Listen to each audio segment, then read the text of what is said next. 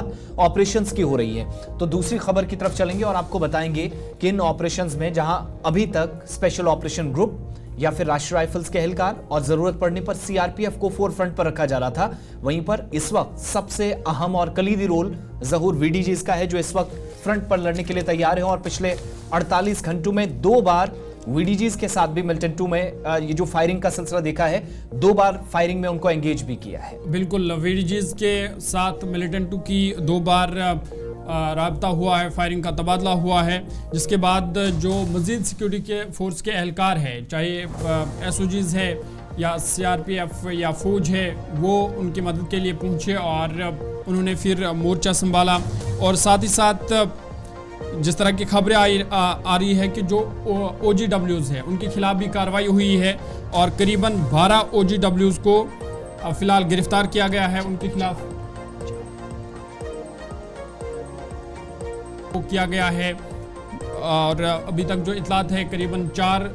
OGW जो है उनको गिरफ्तार किया गया है, ताकि जो मिलिटेंट कार्रवाइयाँ हैं या मिलिटेंट हैं उनको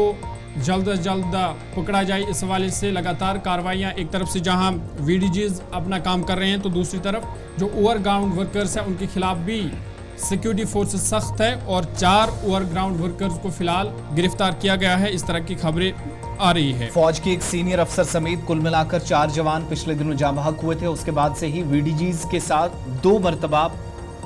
इन देसा के जंगलात में फायरिंग हो चुकी है, जहां पर सिक्योरिटी फोर्सेस को बाद में आने का मौका मिला, लेकिन पहले जो तरबियत याफ्ता जो वीडीजीज वर्कर्स थे या ग्रुप के मेंबर्स थे, उन तमाम लोगों को सबसे पहले इन ऑपरेशंस का हिस्सा बनने का मौका मिला। अब ये 2 तरह की तस्वीरें हैं। एक तरफ जहां सर्च ऑपरेशन मुसलसल देसा और आसपास के इलाकों में चल रहा है, जंगलात के इन एरियाज को वसी पैमाने पर कवर किया गया है, मुहासरे में लेकर तलाशी कार्रवाइयां जारी हैं, वीडीजीज इस वक्त फ्रंट पर है। दूसरी तस्वीर जो आप देख रहे हैं, जहां पर ट्रेन्ड जो वर्कर्स हैं उनको दोबारा से नए सिरे से तरबियत फराहम करने का सिलसिला जिम्मेदारान की तरफ से हुआ है और ये कार्रवाइयां पिछले 4 रोज से चल रही हैं, जिसमें वीडीजीज इन दूरदराज इलाकों में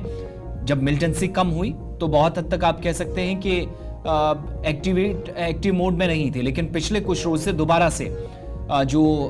हम देख रहे हैं 303 या 303 जिसको कहते हैं इंसास राइफल, जिनके साथ ये काम इन दिनों कर रहे हैं, मगर जदीद हथियारों की जरूरत पर जोर दिया जा रहा है कि मजीद इसमें मदद की जाए हुकूमती इदारों से, खासतौर से जिम्मेदारान से और वजारत दाखिला ने, जिस पर इस बार तनख्वाह भी इन तमाम लोगों की 4000 से 4500 तक, वीडीजी मेंबर का जो हेड है वो 4000 के 4500 के आसपास तनख्वाह भी लेता है। तो नए सिरे से इनको ये रोल इस बार सौंपा गया है। डोडा, किश्तवाड़, राजौरी, पुंछ, रामबन के दूरदराज इलाकों में 1990 की दहाई में जब